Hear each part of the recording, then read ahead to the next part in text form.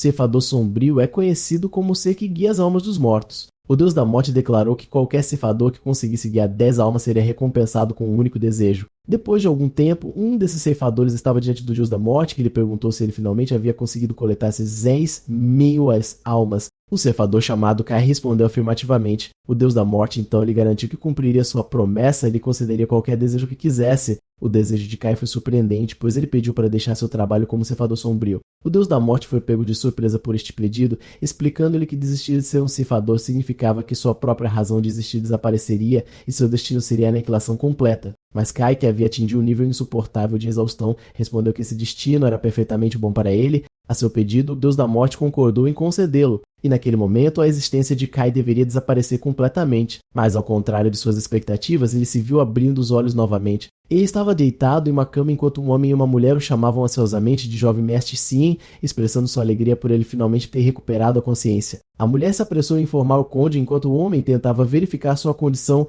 e perguntar se ele sentia algum desconforto. Eu olhei para o corpo de Sim com seus cabelos brancos e olhos roxos, perplexo e me perguntando por que havia retornado à vida depois de desejar a aniquilação. Para entender o que está acontecendo, a cena volta no tempo de 17 anos para uma floresta escura à noite, onde 2 homens armados conseguiram encontrar uma escrava fugitiva e seu filho. Os homens falaram rudemente com a mãe, afirmando que ela estava enganada se pensava que poderia escapar deles. A mãe implorou em lágrimas, admitindo seu erro, que foi motivado por seu medo de que seu filho vivesse uma vida de escravidão como ela. Ela implorou a eles para matá-la se quisessem, mas para deixar seu filho em paz. Um dos homens friamente disse a ela para não se preocupar. Eles não matariam a criança. Então acrescentou com um sorriso cínico, perguntando-se por que eles matariam um bem valioso. Ele explicou em um tom duro que eles levariam a criança e a escravizariam até a morte, assim como sua vida tinha sido. A mãe desabou a imaginar o destino brutal que aguardava seu bebê, a quem ela esperava dar uma vida digna como um ser humano. Nas profundezas de seu desespero, ela se perguntou sobre a razão de suas vidas miseráveis e levantou a voz em oração,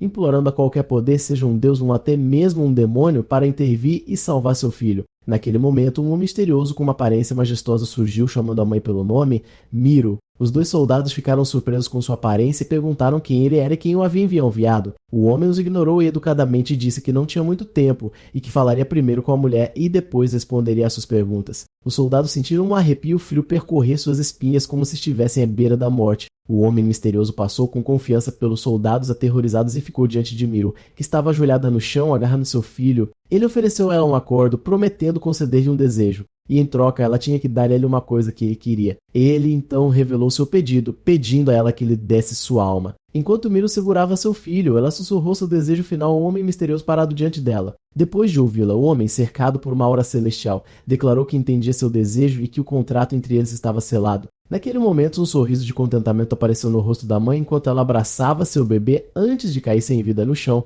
enquanto o homem pegava a criança em seus braços. Quando os soldados viram a cena, gritaram com o homem exigindo saber o que ele estava fazendo, insistindo que a criança era propriedade deles e ordenando que ele a deixasse se fosse embora imediatamente. Mas o homem, agora segurando a criança, calmamente se desculpou e disse a eles que não poderia mais entregá-lo. Os soldados ficaram furiosos e decidiram que não havia escolha a não ser matá-lo por interferir em seus assuntos e correram em direção. Mas antes que pudessem alcançá-lo, de repente congelaram no lugar, descobrindo com horror que eram incapazes de mover seus corpos. O homem então calmamente declarou a segunda regra dos ceifadores sombrios, que estipula que interfere em seu trabalho, ele tem o direito de matá-los. Os soldados entraram em pânico quando seus corpos começaram a se mover contra Susumu Teniguai, implorando para que ele parasse. Por uma força invisível, eles foram compelidos a apontar suas espadas um para o outro, e em instantes eles desferiram golpes fatais um no outro enquanto gritavam para que ele parasse. Depois que os soldados caíram, o homem ficou segurando a criança, olhando para o corpo sem vida de Miro. Uma leve luz emanava de seu corpo, que era sua alma, e ascendeu em direção ao céu, enquanto o homem nos dizia que esta era a alma de número 9.999 que ele havia coletado. Ele olhou para o bebê que estava estendendo sua pequena mão em direção ao seu rosto e murmurou para si mesmo que havia assumido um desejo problemático, então se afastou percebendo que não tinha muito tempo sobrando. 16 anos depois, uma jovem ruiva chamou alguém de Apá e perguntou se ele estava em casa, e uma voz de dentro respondeu que sim. A garota chamada Jazete entrou carregando uma cesta e reclamou que Kai não a cumprimentou calorosamente. Kai respondeu friamente perguntando se ele parecia um velho que não conseguia ouvir bem, garantindo a ela que ele podia ouvi-la mesmo que ela o chamasse suavemente. Ele então acrescentou que era ilógico cumprimentá-la calorosamente todas as vezes, especialmente porque ela o visitava várias vezes ao dia. Joseph protestou, dizendo que qualquer outra pessoa ficaria feliz em recebê-la e a receberia calorosamente. Então Kai friamente sugeriu que ela fosse até eles então. Joseph ficou nervosa e disse a ele que não era isso que queria dizer, finalmente admitir. Enquanto isso, Kai estava ocupado esculpindo uma estátua de madeira e ignorando suas palavras. Joseph se jogou no sofá, mas Kai imediatamente a repreendeu, ordenando que ela não se deitasse antes de lavar as mãos e os pés, o que a fez reclamar que ele era uma pessoa muito rigorosa. Ele então perguntou por que ela estava visitando. Ela disse a ele que sua mãe não estava bem e que seu braço esquerdo estava doendo desde a noite passada e ainda estava incomodando mesmo depois de acordar. Kai parou de esculpir a estátua de madeira e prometeu que passaria na casa deles mais tarde para verificar sua mãe. Joseph agradeceu profusamente, expressando sua profunda gratidão por sua ajuda constante, então disse a ele que ia para a montanha para coletar algumas ervas. Depois que Joseph saiu, Kai foi para a casa dela. A mãe dela, a quem Kai chamou de Mi-Hu em sua mente, o cumprimentou e ofereceu a ele um pão que ela acabara de fazer. Eu a olhei e então estalei os dedos e a mulher imediatamente congelou no lugar e perdeu a consciência antes de cair no chão como uma boneca sem vida. Eu me aproximei do corpo sem vida dela, examinando-o e pensando comigo mesmo que fazê-la de madeira barata foi um erro, pois a madeira já havia começado a apodrecer. Enquanto eu estava usando um poder misterioso de minha mão para examinar a causa da deterioração, Joseph de repente retornou e me encontrou naquele estado sobre o corpo de sua mãe. Perguntando-me em choque o que eu estava fazendo, pensei comigo mesmo que havia cometido um erro, pois estava tão focado no processo de reparo que não ouvi chegar. Joseph presumiu que eu tinha vindo tratar sua mãe como havia prometido. Eu confirmei que ela foi quem me pediu para vir. Joseph ficou surpresa com a rapidez com que eu havia chegado e notou que sua mãe não estava em casa, então se perguntou sobre a grande boneca deitada no chão, salientando que ela se parecia muito com sua mãe. Os chocantes fios da verdade começaram a se juntar na mente de Joseph. Ela conectou a boneca com a reclamação de sua mãe de dor no braço esquerdo. Ela se lembrou do que havia me dito antes sobre sua mãe e excitantemente me perguntou se esta boneca era realmente sua mãe. Como permaneci em silêncio, seu horror cresceu. Ela me pressionou com a pergunta enquanto eu ficava quieto e ela implorou para que eu não lhe dissesse que este bato de madeira era a causa da dor de sua mãe. Meu silêncio confirmou suas suspeitas e ela perguntou em pânico se sua mãe era apenas uma boneca. Ela percebeu toda a verdade horripilante. O que ela pensava ser tratamento nada mais era do que substituir peças em uma boneca. Então seu choque se ampliou para incluir todos na aldeia, imaginando se eu havia curado todos da mesma maneira. Ela recuou, implorando para que eu negasse tudo. Eu decidi que não podia mais esconder a verdade e que tinha que ser honesto com ela, especialmente porque ela agora era madura o suficiente para entender que o que eu fiz era lógico. Eu estalei meus dedos novamente, revelando a ela uma cena horrível que mostrava a verdade sobre todos os aldeões. Jazet me perguntou em choque se todos eram bonecas. Eu confirmei a ela que era exatamente como ela via, e que a pessoa que ela conhecia como sua mãe e todos os habitantes desta aldeia nada mais eram do que bonecas de minha criação. Essa confissão chocante levou Josuta a me perguntar sobre minha verdadeira identidade. Eu comecei a explicar o que aconteceu, esclarecendo que 16 anos atrás, sua mãe fez um acordo comigo, apostando sua alma momentos antes de morrer. O desejo de sua mãe era que sua filha, Josset, vivesse uma vida onde não fosse prejudicada por pessoas e não vivesse uma vida humilhante como a dela, mas fosse amada por todos. Eu acrescentei que sabia que nem mesmo os santos poderiam viver uma vida cheia apenas de amor entre os humanos. E por essa razão, eu criei uma aldeia inteira só para ela, uma aldeia que garantiria que ela nunca se machuca. Josette desabou e me perguntou em desespero se eu queria dizer que toda sua vida tinha sido uma mentira. Ela se perguntou em que ela deveria acreditar e amar agora, se sua mãe, todos na aldeia e até mesmo eu éramos apenas um show de marionete falso. Em meio ao seu desespero, ela começou a duvidar de sua própria existência, imaginando se ela mesma era uma pessoa real. Ela me perguntou diretamente se ela também era uma boneca de minha criação. Eu a tranquilizei e confirmei que ela não era uma boneca, lembrando de que eu criei a vila inteira via. Mas Joseph não conseguia mais acreditar em nada que eu dizia. Numa tentativa desesperada de provar que era real, ela pegou uma adaga e exigiu uma prova de que não era uma boneca. Ela cortou levemente o pescoço. Quando viu o sangue fluindo, confirmou com alívio que sempre fora uma pessoa real. Ela caiu nos meus braços e perguntou por que eu fiz tudo isso. Eu respondi com uma pergunta, perguntando se a vida dela até aquele momento tinha sido miserável. Josuta admitiu que tinha sido feliz, mas percebeu que toda aquela felicidade era uma mentira. Ela não suportava a ideia de que todos que amava eram falsos. Ela olhou para mim tristemente e se ofereceu para fazer um acordo comigo também. Ela repetiu que também queria fazer um acordo. Eu avisei que o preço do acordo era a alma dela, mas ela me insistiu em seguir em frente, então eu disse para ela declarar de seu desejo. Ela me disse seu desejo, dizendo que eu era a única pessoa real em sua vida, e se eu também esquecesse, ninguém neste mundo restaria para se lembrar. Então ela me implorou para me lembrar dela para sempre e perguntou em lágrimas se o pedido dela era demais. As palavras dela me tocaram, então eu concordei com o acordo, afirmando que o contrato estava selado. Joseph me agradeceu com alívio, então caiu no chão depois que sua vida partiu, sua alma se tornando a 10ª alma coletada por mim. Após a morte de Joseph, eu queimei a vila que havia construído para ela, acreditando que havia se tornado um lugar inútil sem ela, e rapidamente pegou fogo. Naquele momento eu notei o deus da morte, Shanos, que observou que eu parecia mais triste do que o normal. Shanos se perguntou se eu tinha sentimentos especiais por aquela criança, mas eu neguei. Eu pedi a Shanos para cumprir sua promessa. Depois que Shanos fingiu ter esquecido, ele riu dizendo que claro, ele se lembrava. Depois de ver minha cara de raiva, Shanos me lembrou da promessa que havia feito. Para me conceder um desejo ao guiar a 10 milésima alma, Shanos explicou que tornou isso uma regra geral para melhorar a eficiência de outros ceifadores, então concordou em conceder meu desejo e me pediu para declará-lo. Meu desejo é largar meu emprego. Eu repete meu pedido novamente. Shanos ficou surpreso e me lembrou que desistir de ser um ceifador significava minha aniquilação, mas eu respondi que já havia enfrentado a morte 10 mil vezes.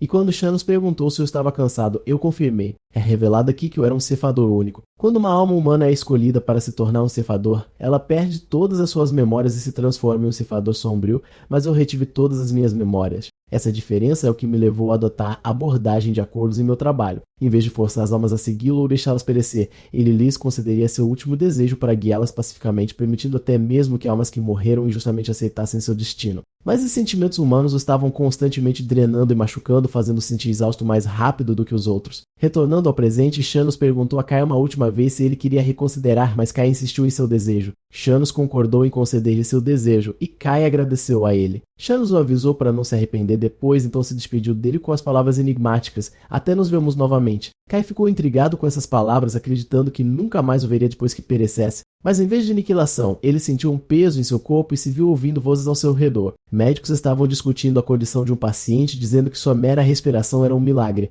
Então, de repente, um deles notou que o paciente chamado Sim havia se movido. Vozes se elevaram na sala e alguém anunciou que o jovem mestre havia aberto os olhos. Kai acordou no corpo de um jovem nobre, confuso e se perguntando sobre sua identidade enquanto olhava para as pessoas reunidas ao redor de sua cama. Enquanto o médico garantia aos que estavam ao redor da cama de Sim que sua vida não estava em perigo, apesar de seus ferimentos, um homem zangado com cabelos brancos o atacou e o agarrou pelas roupas, chamando de filho patético, perguntando como ele pôde fazer isso sem pensar em seus sentimentos. Outro jovem tentou detê-lo, dizendo a seu pai que Sim ainda estava doente, enquanto o pai se perguntava se seu filho alguma vez pensou neles. Kai, agora no corpo de Sim, interrompeu o ataque do homem para perguntar quem ele era. Todos ficaram chocados com sua pergunta, então Kai repetiu sua pergunta sobre a identidade do homem e por que ele o havia atingido repentinamente. Após este incidente, o médico concluiu que Sim havia perdido a memória devido a um golpe severo na cabeça. Quando o pai de Sim, Conde Sheraton, perguntou sobre uma cura, o médico respondeu que não havia solução a não ser esperar que sua memória retornasse naturalmente. Seu irmão mais velho, Lucien Sheraton, então perguntou se havia algum outro problema, e o médico garantiu que a condição física de Sim era surpreendentemente boa e não havia ferimentos com risco de vida. Kai percebeu naquele momento que havia entrado no corpo dessa pessoa chamada Sim e concluiu que o responsável por tudo isso era o Pamorte Shainos. Quando seu irmão Lucien se aproximou dele para perguntar como ele estava, Kai respondeu friamente, dizendo-lhe para sair do quarto e parar de fazer perguntas inúteis. Ele também pediu a seu pai e ao médico para saírem, argumentando que suas vozes altas estavam lhe dando dor de cabeça e exigindo que todos saíssem. Diante desse comportamento estranho, todos decidiram deixá-lo descansar e saíram do quarto. Assim que ficou sozinho, Kai chamou por Shanos, que apareceu diante dele instantaneamente. Shanos alegremente perguntou se ele estava procurando por ele. Kai o confrontou com Raeva, perguntando o significado do que havia acontecido, ao que Shanos respondeu friamente que havia concedido seu desejo. Shanos explicou que o desejo de Kai era terminar sua vida como um ceifador sombrio, que é exatamente o que ele fez. Essa interpretação distorcida irritou Kai tanto que ele perguntou se poderia socá-lo. Kai então perguntou sobre o destino do dono original do corpo e Shanos lhe disse que ele havia morrido. Shanos explicou que o menino estava destinado a morrer em um acidente e no momento em que sua alma deixou seu corpo, ele inseriu a alma de Kai em seu lugar, descrevendo o momento como perfeito. Kai não entendia por que estava sendo forçado a viver em um corpo humano, então Shanos revelou seu verdadeiro motivo com um largo sorriso, dizendo que não seria divertido se a existência de Kai simplesmente... E quando Kai perguntou se ele fez tudo isso apenas por diversão, Shanos respondeu afirmativamente. Antes de desaparecer, Shanos desejou boa sorte a Kai em sua nova vida divertida, deixando Kai gritando com ele, tentando impedi-lo de partir. Depois que Shanos deixou Kai se afogando em sua raiva, ele decidiu não aparecer diante dele por um tempo até que ele se acalmasse. Depois que vários dias se passaram, Kai ainda estava zangado, porque Shanos não apareceu mesmo quando ele o chamou, então ele decidiu cortar laços com ele completamente e seguir seu próprio caminho. Durante sua estadia na mansão, Kai notou algo que chamou sua atenção, que era que todos os servos tremiam de medo e evitavam olhar para ele sempre que o viam. Isso o levou a concluir que o dono original do corpo, Sim, devia ter sido uma pessoa destável e abusiva. Um dia ele viu uma jovem criada, a mesma garota que estava lhe trazendo suas refeições, tropeçar enquanto carregava um balde de água e cair no chão. A garota, chamada Pike, foi dominada por um terror intenso e começou a se desculpar histericamente como se esperasse uma punição terrível. Kai se aproximou dela e perguntou por que ela tinha uma expressão tão assustada em seu rosto, fazendo a garota gritar em puro terror. Fica claro através de um flashback que Cien Shuratan, o segundo filho do Conde, era conhecido por sua beleza angelical em sua juventude, mas sua verdadeira natureza não demorou a surgir. Registros revelaram sua crueldade. Ele havia queimado os olhos de uma criada apenas porque ela se atreveu a sorrir para ele quando ele tinha apenas 11 anos de anos. Desde então, muitos servos que trabalhavam para ele sofreram ferimentos, desfigurações expoentes e espalhamentos que quase os mataram e era comum que fossem demitidos em um estado lamentável. Por causa dessa crueldade, todos o apelidaram de o pequeno demônio da casa do conde. Retornando ao presente, Pac estava imaginando os piores cenários, acreditando que ele cortaria suas mãos ou pernas, mas Kai pediu a ela para dar-lhe a mão. Apesar de seu medo intenso, ela estendeu sua mão trêmula para ele, implorando por misericórdia enquanto imaginava que ele a cortaria. Kai surpreendeu quando curou as feridas em suas mãos, então disse a ela que isso é apenas primeiros socorros e ela deveria tratar a ferida adequadamente para evitar uma cicatriz. A surpresa de Kai não parava por aí. Ele apontou alguns fios e poeira em suas roupas e a aconselhou a se manter limpa. Quando a outra criada viu o que aconteceu, ela correu para a parte para verificar como ela estava enquanto a última fugia em choque. Kai observou pensando que ela o lembrava de Jazet por causa de sua idade e natureza desajeitada. Mais tarde, as criadas estavam falando sobre a mudança repentina na personalidade do jovem mestre Cien, observando que ele havia se tornado gentil recentemente e elas se perguntavam se ele tinha visto os portões do inferno e decidido se arrepender. As criadas continuam sua conversa com uma delas sarcasticamente comentando que, dado o temperamento demoníaco de Cien, é provável que o próprio inferno não o suportasse e o expulsasse. Pique, a criada que Kai havia ajudado, corre para defendê-lo entusiasticamente, insistindo que o jovem mestre não é nada demoníaco, mas um anjo. Ela conta a eles como mesmo quando ela tropeça. Ele cuida dela e ajeita sua aparência e às vezes até lhe dá comida deliciosa. Ela insiste que ele é uma pessoa gentil e maravilhosa e que os velhos boatos sobre ele foram completamente distorcidos. Embora as outras criadas não acreditassem em tudo que ela disse, elas concordaram que sim, realmente havia se tornado muito mais gentil. Caso contrário, Paik não teria permanecido a seu serviço após todos os seus erros. Eu estava ouvindo a conversa deles à distância, o que confirmou que minha antiga personalidade sim era realmente má. Decidi mudar de lugar para evitar ser visto por alguém ou seria um problema. Depois, vaguei pelo belo e bem cuidado jardim da mansão, admirando as esculturas intrincadas e o cuidado meticuloso do jardim. Encontrei madeira para entalhar em um lugar ensolarado e sentei-me no lugar quente e agradável para começar a entalhar um pedaço de madeira, recordando a memória de Jazetes e seu amor pela primavera. De repente, um velho jardineiro apareceu e se desculpou por ter esquecido de limpar a área, mas congelou no lugar quando viu a estátua que eu tinha acabado de terminar, que era uma réplica perfeita de José. O jardineiro ficou hipnotizado pela precisão e beleza da estátua, imaginando a identidade do escultor habilidoso que a fez. Olhei para a estátua e jurei a mim mesmo que nunca esqueceria Josette nesta nova vida, por mais longa ou curta que fosse, cumprindo assim minha promessa final a ela. Naquela noite, o Conde Sheraton estava em seu escritório, surpreso com o grande número de nobres que haviam confirmado sua presença na pequena reunião social que ele estava organizando. Seu assessor explicou que a razão era um boato de que o ex-duque Faren estaria presente na festa, o que espantou e chocou o conde. Mais tarde, Lucien informou a Kai, meu irmão, que convidados viriam à mansão. Ele explicou que era apenas uma pequena reunião social para alguns nobres com seus filhos e que nosso pai queria que eu pelo menos os cumprimentasse. De forma incomum, eu concordei em comparecer, o que surpreendeu Lucien, que comentou que Cian nunca gostou de tais encontros. Respondi que compareceria desta vez para decidir o que fazer no futuro, então Lucien me aconselhou a ir com calma, já que eu tinha acabado de me recuperar. Antes de Lucien sair, ele colocou a mão no meu ombro, expressando sua genuína preocupação, que me fez sentir uma estranha sensação de desconhecer assim. Alguns dias depois, a festa foi realizada e o comparecimento foi inesperadamente grande. Conde Sheraton deu as boas-vindas ao Conde Iclo, que comentou sobre o tamanho da multidão. Conde Iclo confirmou que a razão para este enorme comparecimento foi a notícia da presença do ex-duque Faren, que foi pessoalmente apoiado pelo imperador. Conde Iclo explicou que a razão para esta grande multidão era que o imperador havia confiado ao ex-duque Faren a tarefa de escolher a princesa herdeira, o que levou todos os nobres com uma filha a procurar ansiosamente comparecer à festa. Ele acrescentou que até os nobres sem filhas estavam ansiosos para comparecer, desesperados por uma chance de chamar a atenção do poderoso e influente Duque Faren. O Conde Sheraton comentou que não percebeu que o reino tinha tantas jovens e que todos estavam cheios de expectativa. Em meio à festa, Lucian, o filho mais velho do conde Shiratin, chega, troca cumprimentos amigáveis com o conde Iclo, que elogia os talentos e estudos de esgrima de Luciene e expressa arrependimento não ter uma filha para casá-lo. Depois disso, outro convidado se apresenta para cumprimentar o conde Shiratin, o visconde Shikan. O visconde Shikan é conhecido por ter sido apenas um mercador 10 anos atrás, então usou sua imensa riqueza para comprar um título de nobreza. Desde então ele expandiu sua influência e eliminou todos que estavam em seu caminho. O visconde apresenta seu filho Horace a Lucia, então pergunta ao conde Shuratan com um tom sarcástico porque ele não vê seu segundo filho Lucia na festa. O conde percebeu que o visconde sabia sobre o incidente de Shien e estava usando para irritá-lo. Então Lucian respondeu que sim, estaria vindo em breve enquanto pensava consigo mesmo, imaginando por que ele estava atrasado. Enquanto isso, eu no corpo de Cien estava completamente perdido dentro das dimensões da mansão. Eu quase havia esquecido uma estranha característica que há muito fazia parte de mim. Eu era péssimo com direções. Depois de dar 10 voltas na mansão sem encontrar o salão de baile, sem avistar um único servo para me guiar, decidi desistir, pensando que minha ausência não seria o fim do mundo. Eu estava sentado nos degraus de fora vendo o pôr do sol, uma visão que Joseph amava e insistia em ver comigo todas as noites. Olhei para o céu e lembrei da minha promessa a ela de que sempre me lembraria dela apenas olhando para o céu. Naquele momento, um senhor idoso se aproximou de mim e perguntou o que eu estava fazendo sozinho neste lugar. Eu respondi rispidamente, imaginando se o homem era velho porque estava fazendo uma pergunta cuja resposta já sabia, já que era óbvio que eu estava vendo o pôr do sol.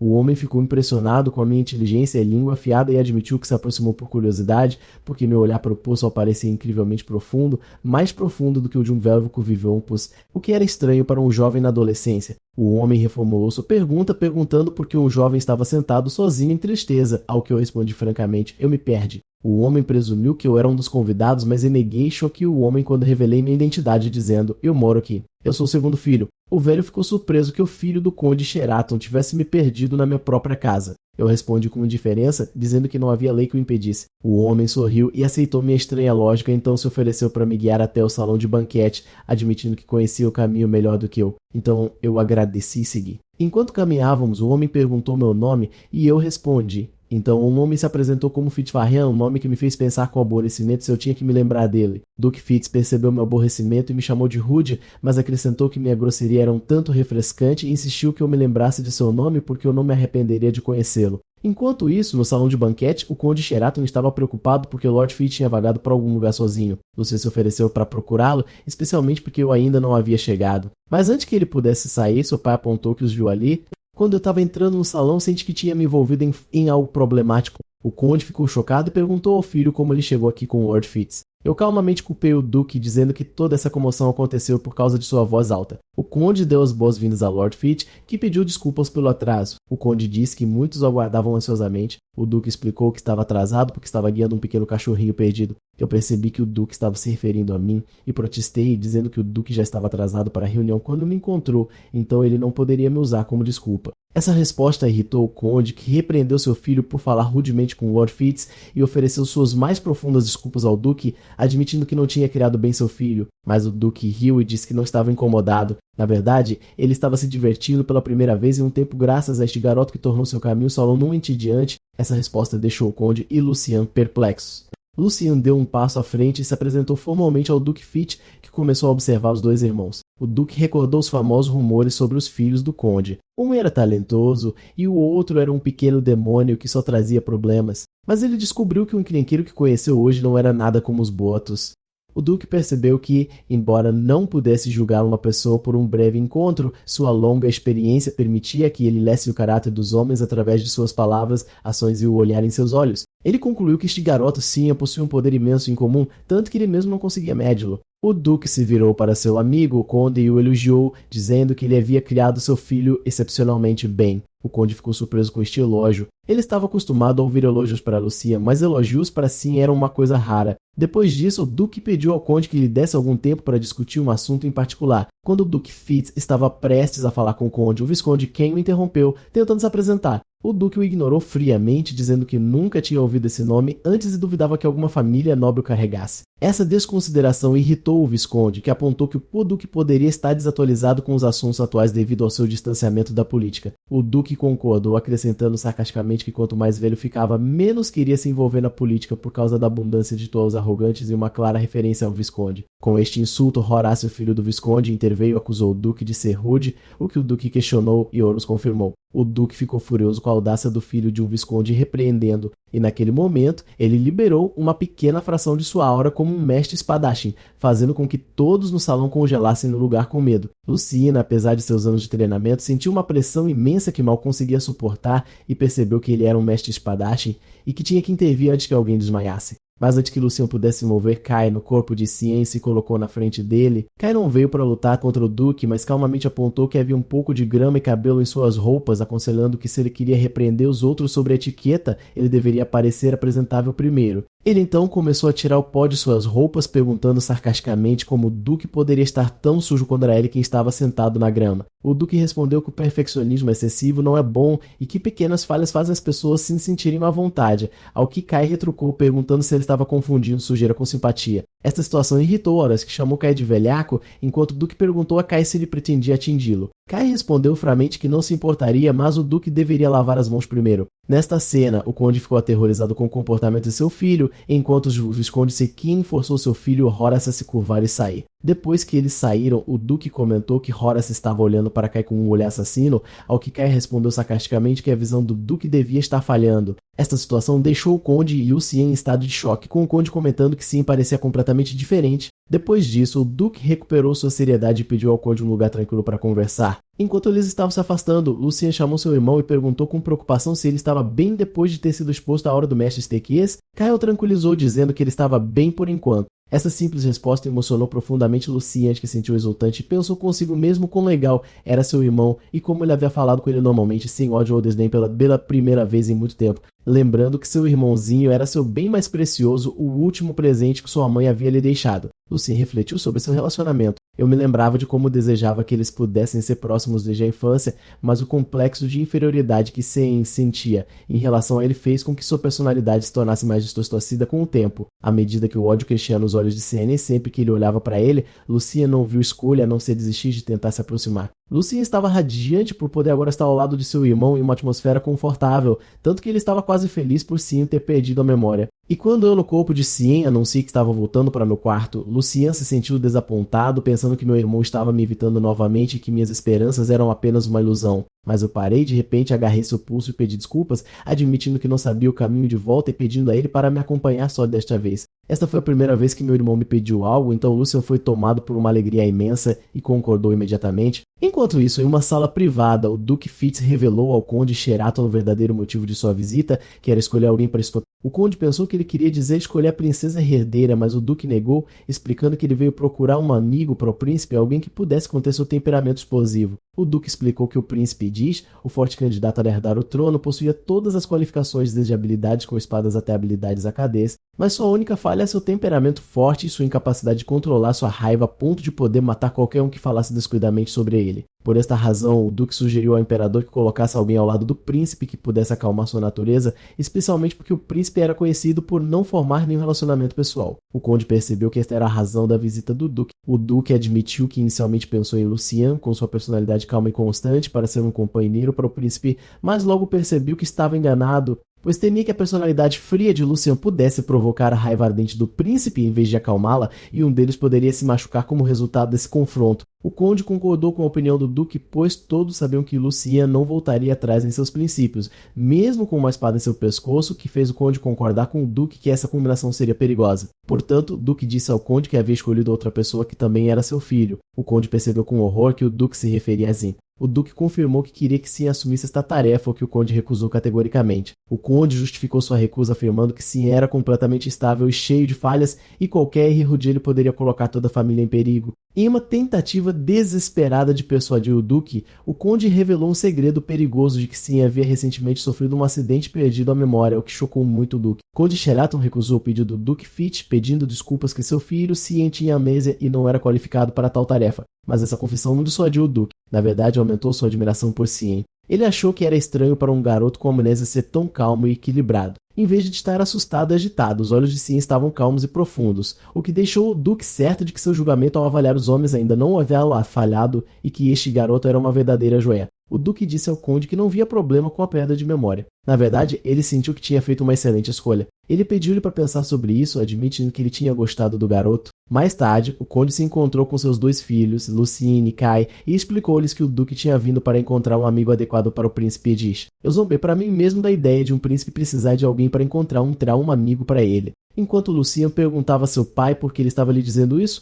o Conde revelou que o Duque queria que Sim assumisse esta tarefa. Kai e Lucien ficaram chocados. Kai pensou que o Duque tinha ficado senil, enquanto Lucien recusou categoricamente a ideia. O Conde tentou persuadir Lucien de que isso era para o benefício da família, mas Lucien protestou, recusando-se, e lembrando de que o príncipe Edish era conhecido por seu temperamento explosivo e intolerância aos menores erros, e questionou como um garoto com uma mesa poderia ser enviado para tal pessoa. O Conde admitiu que estava hesitante no início, mas mudou de ideia depois de pensar sobre isso, acreditando que o Duque devia ter seus motivos para a escolha esclarecer. Lucien se ofereceu para ir no lugar de seu irmão, mas seu pai recusou. No meio da discussão, eu os interrompi de repente, anunciando meu acordo em ir. Meu pai ficou chocado e perguntou se eu estava falando sério. Justifiquei minha decisão dizendo que a tarefa não parecia difícil, pois só exigia visitar o príncipe de Vizat. Lucien e meu pai tentaram me avisar do perigo que qualquer erro poderia custar minha vida, mas eu insisti na minha posição. Eu disse que como eu tinha sido um incômodo para a família e apelidado de pequeno demônio, esta poderia ser uma boa oportunidade para fazer algo útil. Então saí da sala, deixando meu pai ponderar minhas palavras e pensar que seu filho poderia ter realmente mudado. Alguns dias depois, eu cheguei ao Palácio Imperial. Fiquei maravilhado com o tamanho do lugar e então avistei o príncipe Edish que estava praticando sua esgrima. Decidi não interrompê-lo e sentei-me para esperar por perto, mas logo cochilei sob o sol quente. Acordei com a voz do príncipe, que estava comentando ousadamente sobre minha coragem por dormir nos campos de treinamento do príncipe. Perguntei a ele quem ele era e então tentei sair, mas o príncipe me impediu. O príncipe me perguntou se eu precisava de um amigo, ao que respondi que iria embora e diria a todos que o príncipe tinha me expulsado e não precisava de um amigo como eu. Essa resposta irritou o príncipe, que sacou sua espada e a colocou no meu pescoço, avisando-me que ele me mataria se eu lhe desse as costas novamente sem permissão. Eu não me deixei abalar pela ameaça. Em vez disso, pedi calmamente ao príncipe para soltar meu braço, pois eu não desejava tocar em uma mão suada. O príncipe perguntou se eu usava dar-lhe ordens, ao que respondi que era apenas um pedido, não uma ordem. O príncipe ficou surpreso com minha falta de medo da morte e me perguntou novamente quem eu era. Apresentei-me como Sim Shuritan. O príncipe lembrou que a família Shuritan era conhecida por sua integridade e boa reputação. Ele perguntou por que eu estava ali e foi informado de que um velho me enviara. O príncipe entendeu imediatamente que eu me referia ao Duque Fitz. Eu então disse sem rodeios ao príncipe que o Duque havia me pedido para ser seu amigo, mas acrescentei que não parecia que o príncipe precisava de um amigo, então eu iria embora. O príncipe me impediu novamente, lembrando-me de sua ameaça anterior. Perguntei calmamente se ele estava planejando me matar. O príncipe notou que eu trava a ideia da morte com leviandade. O príncipe decidiu que não precisava de um amigo, mas era inadequado mandar de volta alguém que o Duque Fitz havia enviado, então disse a Kai para seguir. O príncipe levou Kai à biblioteca. Eu não demonstrei nenhuma objeção aos livros e até considerei o lugar confortável, já que não estava em uma visita oficial de qualquer maneira. O príncipe ficou surpreso quando sentei longe dele e comecei a ler um livro. Ele estava realmente me observando, esperando que eu, como outros fios nobres, tentasse lisonjeá-lo para ganhar seu favor e que essa indiferença fosse apenas uma estratégia para chamar sua atenção. Mas 3 horas se passaram e eu não levantei os olhos do meu livro como se tivesse completamente esquecido a existência do príncipe. O príncipe se sentiu profundamente insultado. Esta foi a primeira vez que alguém o tratou com tanta indiferença. Ele decidiu ver quanto tempo eu conseguiria continuar sentado em silêncio, começando um teste silencioso de vontades entre nós. Depois de um tempo, o príncipe esticou o pé, fazendo com que um servo que carregava a chá tropeçasse e quase caísse. Mas antes que ele pudesse cair no chão, eu usei um poder misterioso ou invisível para impedi-lo e restaurar seu equilíbrio sem que ninguém percebesse.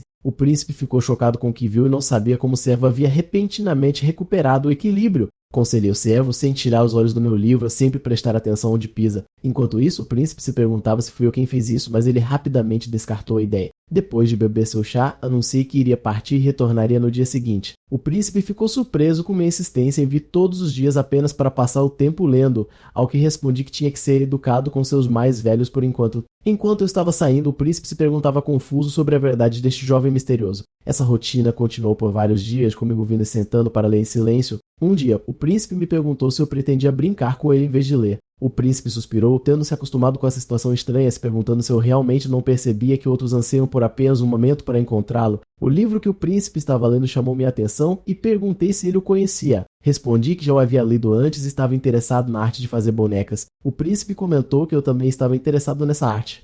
Mencionei que a história do fabricante de bonecas no livro é muito fascinante, pois era sobre um homem que se tornou inimigo do mundo inteiro Ubuntu, protegia uma mulher. Então perguntei ao príncipe sua opinião sobre este homem e o príncipe respondeu sem hesitação que ele era insano e um completo tolo. Olhei para o livro tristemente e concordei com a opinião do príncipe. Nossa conversa foi interrompida pela chegada de uma jovem de cabelos verde claro que chamou o príncipe Edith, meu irmão. O príncipe a cumprimentou calorosamente e descobriu-se que ela era sua única irmã, a princesa Rini. A princesa disse que veio apenas porque estava com vontade de vê-lo e então ela me notou e perguntou quem eu era. Apresentei-me como Cien, filho do conde Shuratan. A princesa Rini se aproximou de mim, tocou meu rosto e comentou que eu era ainda mais bonito que as mulheres. Narra-se que a princesa Rini era muito amada pelo imperador e pelo príncipe Edith, e graças a esse poder que apoiava, ela era conhecida por agir de forma imprudente e sem medo.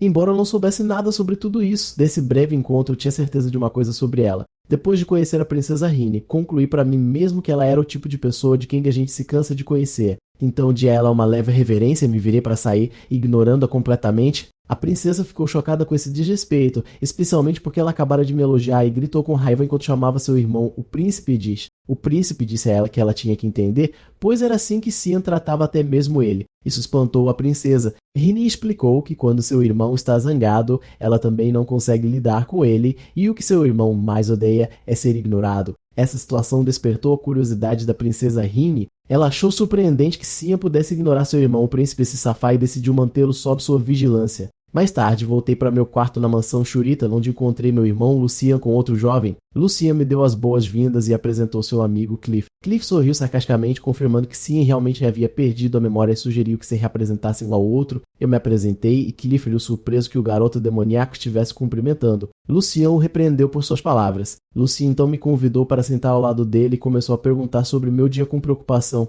o que me fez comentar que ele era como uma mãe com sua preocupação excessiva. Notei algo estranho em Cliff e perguntei a Lucian se ele era próximo dele, ao que Lucian respondeu que eles eram amigos há muito tempo. Naquele momento, decidi oferecer a Lucian alguns conselhos, explicando que quando alguém se apega mais aos mortos, suas almas acham difícil deixar o mundo dos vivos. Acrescentei que se eles morrerem injustamente, suas almas permanecem presas ao lado daqueles em quem confiavam na vida ou se implorassem por... Cliff ficou chocado e me perguntou sobre o que eu estava falando repentinamente e se eu estava me referindo àquela criança. Respondi que não sabia a qual criança ele se referia, mas tinha certeza de que alguém próximo a Carl havia morrido de uma morte muito injusta. Naquele momento, senti o olhar frio e sem emoção de um ceifador sombrio. Cliff me perguntou em pânico como eu sabia sobre a morte daquela pessoa e se eu havia investigado, o que era estranho para alguém que nem se lembrava do próprio nome. Cliff reformulou sua pergunta. Como você sabia que havia uma pessoa morta perto de mim? Percebi que eu havia me envolvido em algo e rapidamente inventei uma desculpa dizendo que desde minha experiência de quase morte no recente acidente, eu havia me tornado capaz de ver as almas dos mortos. Lucian mostrou sua preocupação comigo.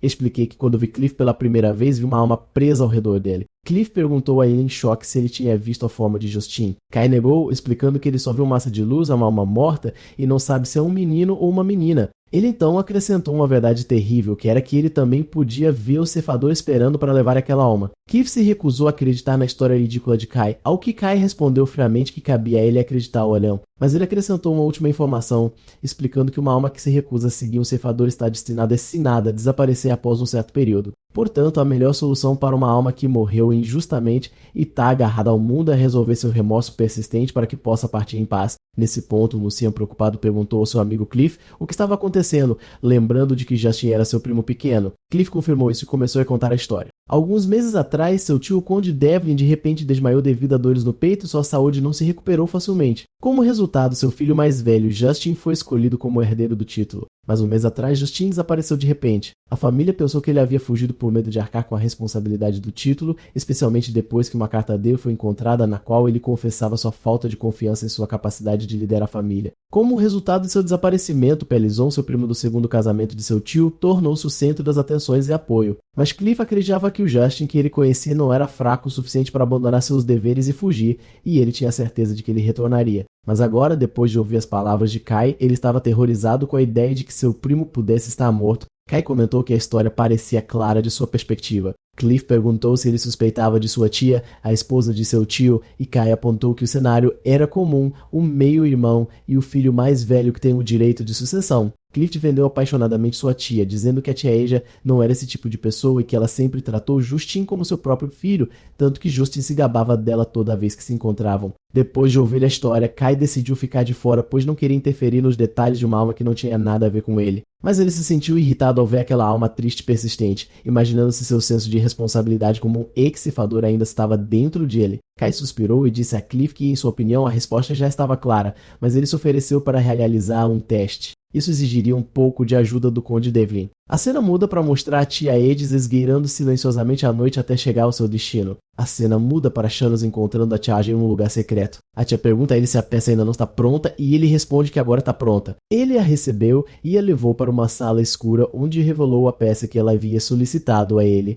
Era uma boneca idêntica ao seu filho, Justin. A mãe ficou emocionada ao ver a boneca chamá-la de mãe, e ela disse a Kai que estava perfeito. Kai disse a ela que estava feliz por ela estar satisfeita e que o pagamento seria mais tarde, pois ele viria buscá-lo ele mesmo. A senhora concordou, então chamou a boneca Justin para vir ao seu lado. Depois que Shanos entregou a boneca lá dizia e ele a lembrou da promessa, o pagamento e foi embora. Eu apareci atrás dele e eu agradeci a ele por sua ajuda. Shanos respondeu alegremente que estava pronto para ajudar a qualquer momento porque era divertido, mas eu comentei friamente que Shanos parecia ter muito tempo livre. Eu apontei que Shanos, que havia ignorado meus repetidos telefonemas, apareceu imediatamente quando prometi parar de ficar bravo em troca de sua ajuda com esta tarefa. Shanos elogiou minhas incríveis habilidades em fazer bonecas, ao que eu expliquei que o crédito era do próprio Shanos por não apagar minhas memórias antes de eu entrar neste corpo. Shanos me lembrou que fui eu quem pediu para ele não apagar minhas memórias. Shanos perguntou se eu me arrependia e se ofereceu para apagá-las para mim agora, mas eu me recusei, dizendo que lembrar o que aconteceu pelo resto da minha vida, a vida era a punição que eu impus a mim mesmo. Shanos zombou de mim, dizendo que eu guardava rancor, ao que eu respondi que escolhi a aniquilação para parar de fazer coisas tão patéticas e me perguntei quem insistiu em me trazer de volta à vida. E quando Shanos brincando ameaçou me mostrar o significado de um rancor de verdade, ele de repente mudou de assunto e comentou sobre como o tempo estava bonito, mesmo estando chovendo, o que me fez pensar que eu deveria ter cortado os laços com ele completamente. Enquanto isso, na mansão Devlin, os empregados e Lady já deram ao Justin, que retornava a boneca, uma recepção extremamente calorosa e emocional. Enquanto sua tia o abraçava fortemente e perguntava onde ele esteve todo esse tempo, a tia expressou sua gratidão por seu retorno e os criados elogiaram Lady Aja por ser uma boa mãe que ama muito Justin, mesmo que ele não seja seu filho biológico. Em outro quarto, tia Edge estava pensando maldosamente sobre o testamento do conde, jurando que não desistiria. De volta ao Palácio Imperial, a princesa Rini estava perguntando ao seu irmão, o príncipe, e disse se Cian também tinha vindo hoje. O príncipe perguntou brincando se ela sentia falta dele. Ela ficou brava e negou veementemente. O príncipe notou que sua irmã, que sempre age formalmente na frente dos outros, volta a ser sua garota normal na presença de Shin. Rini então acusou seu irmão de ser quem estava esperando por Cian porque ele não estava acostumado a visitar a biblioteca diariamente. O príncipe negou, mas admitiu que estava curioso para saber por que alguém que costumava vir todos os dias de repente parou de vir. Rini então perguntou a ele se ele tinha ouvido as notícias. Ela revelou a ele que Cian havia perdido a memória. O príncipe ficou chocado com esta notícia, então Rini explicou que ela fez algumas investigações depois que Cian agiu arrogantemente com ela e descobriu que ele tinha recentemente sofrido um acidente e perdido a memória, e que a notícia foi confirmada pelos criados da Manceraton. O príncipe estava perplexo, imaginando como alguém com a mesa poderia ser tão calmo e sereno. Ele perguntou à irmã detalhes sobre o acidente e ela respondeu com um sorriso, perguntando se ele estava curioso. A princesa Reni continuou a provocar seu irmão, o príncipe Edith, dizendo-lhe que se ele estava curioso sobre o acidente de Cian, ele deveria investigar e mesmo que ela não lhe diria facilmente como punição por provocá-la. Então ela o deixou em um estado de raiva e frustração. Enquanto isso, na mansão Sheraton, Cliff correu até mim e excitadamente me disse que Justin tinha de fato retornado, assim como eu disse. Cliff estava incrédulo, imaginando como isso poderia acontecer, mas eu que estava lendo um livro, calmamente o lembrei de que eu tinha pedido para ele não fazer nenhuma pergunta. Cliff permaneceu confuso, imaginando se o retornado era realmente Justin. Cliff não conseguiu se conter e me agarrou exigindo respostas, mas Lucien interveio e pediu ao amigo para parar porque ele estava incomodando Sim. Eu repeti meu aviso de que não permitiria nenhuma pergunta sobre este assunto. Depois disso, Cliff explicou o plano que eu havia elaborado. Eu havia sugerido que eles pedissem ao Conde Devlin para escrever um testamento com conteúdo específico que todos os bens da família iam para Justin, mas se ele não aparecesse, todos voltariam ao estado inicial. Inicialmente, o Naibatug se recusou a escrever tal testamento, mas Cliff o convenceu de que era apenas uma maneira de encontrar Justin. A previsão de Kai era que se a tia fosse a culpada, Justin retornaria, mas seria outra pessoa em sua forma. Lucien admitiu que quando viu Justin realmente retornar, ficou confuso e não soube como aceitar a situação. Cliff continuou a lutar para entender a situação. Kai disse a ele para não pensar muito nisso, mas para se concentrar no resultado final. Ele explicou que o objetivo deles era descobrir por que a alma presa perto de Cliff havia morrido, quem a havia matado e garantir que ela fosse guiada pacificamente até o ceifador. Cliff pensou sobre o objetivo e se convenceu de que o que importava agora não era a identidade do sósia de Justin, mas encontrar o verdadeiro assassino de Justin. Antes de Cliff sair, Kyle avisou novamente para não tocar em seu corpo com as mãos sujas ou ele se arrependeria. Cliff riu nervosamente, pensando em como a personalidade de Sim havia mudado. Ele não os encarava mais com um olhar odioso, mas se tornou detetável de uma maneira diferente. A cena muda para Tia Asia contemplando a boneca Justin, admirando sua precisão e capacidade de se mover. Ela se lembra de como se sentiu perdida após o anúncio do testamento, acreditando que todos os seus planos haviam desmoronado até que alguém veio até ela guiar. Essa pessoa era o fabricante de bonecas Shanos, que lhe disse que poderia fazer uma boneca viva idêntica à imagem que ela desejava. E embora ela tenha achado ridículo, ela aceitou a oferta dele porque não tinha outra escolha. Ela ficou surpresa que o resultado foi tão satisfatório, uma boneca indistinguível de um humano vivo. E enquanto ninguém está olhando, a boneca chama Lad Asia de mãe. A Lad agarra seu queixo com força e diz a ele em um tom frio para não chamá-la por esse nome quando estão sozinhos, porque isso é enojar, revelando assim seu verdadeiro rosto como assassina. Lady Asia continuou sua conversa fria com a boneca que se parecia com seu enteado Justin. Apesar de seu aborrecimento com sua voz idêntica, que a assustava cada vez, ela mais uma vez ordenou que ele não a chamasse de mãe, mas a boneca, como se possuída pela verdadeira alma de Justin, começou a perguntar a ela com lágrimas escorrendo pelo rosto: "Por que você fez isso comigo, mãe?" Lady Asia ficou chocada e se perguntou como uma boneca poderia derramar lágrimas. Quando Justin tentou tocá-la, ela se afastou dele horrorizada e gritou com ele para não tocá-la, então fugiu da sala em pânico, determinada a ir até o homem que fez a boneca. Ela chegou à oficina secreta de Shanos. Lady Asia disse freneticamente a ele que algo estava errado com a peça. Como estava derramando lágrimas e olhando para ela com olhos odiosos, Shanos respondeu calmamente que tais coisas acontecem às vezes e explicou a ela que almas que não percebem que morreram às vezes podem habitar uma boneca que se parece com a Mas. A Lad ficou horrorizada, percebendo que a alma de Justin realmente havia retornado para assombrá-la. Shanos disse a ela que havia uma maneira de esconder essa alma, que era encontrar o corpo. Ele explicou que ela deve fazer a alma perceber que a boneca não é seu corpo real e que ela, de fato, morreu. A única maneira de conseguir isso é encontrar o corpo original de Justin e queimá-lo. Aja ficou tensa ao saber que isso forçaria a exumar o corpo de Justin. Seguindo as instruções de Shanos, Lady Asia enviou seus homens para procurar o corpo. Depois de encontrá-lo, ela ordenou que eles se apressassem e lhe mostrassem o corpo, insistindo que não tinham tempo a perder. Seus homens ficaram surpresos porque o corpo não havia se decomposto e parecia que Justin ainda estava vivo. Ainda mais estranho, eles notaram que as pedras amarradas ao corpo eram diferentes. Enquanto eles haviam amarrado várias pedras pequenas, agora encontraram uma única pedra grande. Mas Lady Asia, que não tinha tempo para esses detalhes estranhos, ordenou que eles se apressassem e queimassem os preços da... Quando eles estavam prestes a cometer seu crime, eu apareci de repente. Eu me dirigi a eles, dizendo que depois de cometer o grande pecado, o assassinato, eles agora estavam tentando cometer o de esconder um pedaço de... Eu perguntei a eles se saber minha identidade mudaria alguma coisa. Lady Asia ordenou que seus homens lidassem comigo, mas antes que eles pudessem me machucar, Lucia interveio com sua espada e me salvou, avisando-os de que qualquer passo adicional em direção ao meu irmão significaria a morte de Nemon. Então Cliff apareceu, acrescentando sarcasticamente que todos morreriam de qualquer maneira. Lady Asia ficou chocada ao ver seu sobrinho Cliff e perguntou como ele chegou ali. Cliff disse a ela que não podia mais chamá-la de tia, expressando seu desgosto por ela poder matar Justin, que era leal e amoroso com ela. Cliff exigiu saber por que ela cometeu este crime hediondo. Lady Asia desabou e gritou, confessando que fez isso porque o odiava muito. Ela explicou que odiava a maneira como seu marido, o Conde Devlin, cobria apenas Justin com calor e amor, enquanto ignorava seu filho, Pelisson. Esse ressentimento a fez desejar a morte e ela odiava Justin por monopolizar o amor de seu pai a ponto de querer matá-lo. Ela alegou que não suportava ver seu filho crescer privado do amor de seu pai. E se ela não pudesse dar a ele esse amor, ela pelo menos queria dar a ele a riqueza e o status de conde. Ela insistiu que fez tudo por seu filho. Cliff a confrontou com a verdade de seus motivos, explicando que o Conde Devlin tratava Justin gentilmente porque sentia pena dele por ter perdido a mãe ainda jovem.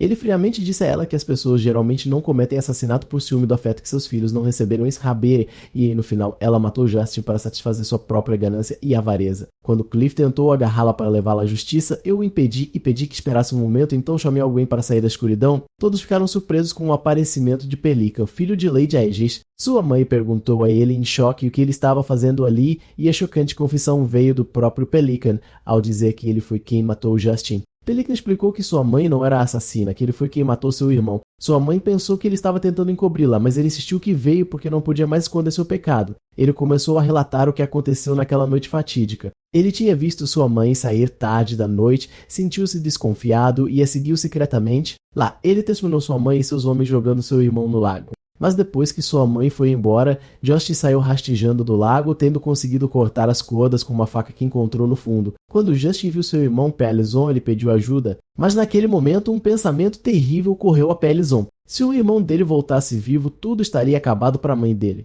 E claro, seu próprio futuro também estaria acabado. Naquele momento de medo e hesitação, sem perceber, ele arrancou a faca da mão do irmão e o esfaqueou até a morte. Depois amarrou a pedra ao corpo dele novamente e o afogou no lago. Pelison desabou, gritando sua confissão. Eu sou quem o matou. Após a confissão de Pelison, sua mãe, Lady Aja, tentou protegê-lo, insistindo que ela era assassina, enquanto ele continuava a confessar sua culpa para inocentá-la. Mas de repente o desespero de Lady Aja se transformou em uma decisão sangrenta. Ela decidiu que não importava quem era o assassino, contanto que ela pudesse se livrar de todos ali, seria como se nada tivesse acontecido. Ela chamou seus homens escondidos para saírem e limarem todos, mas os que apareceram não eram seus homens, mas o príncipe Edis e seus soldados. Lady Aja ficou esquadra e o príncipe declarou que tanto o assassinato quanto a tentativa de assassinato são crimes graves e ordenou que seus homens os prendessem. Lady Aja e Pelison foram levados gritando, enquanto Lucian observava o fim miserável deles sem nenhum sentimento de simpatia. Depois disso, Kai perguntou ao príncipe por que ele estava lá e o príncipe respondeu displicentemente que estava apenas de passar apenas de vigia o que estava acontecendo.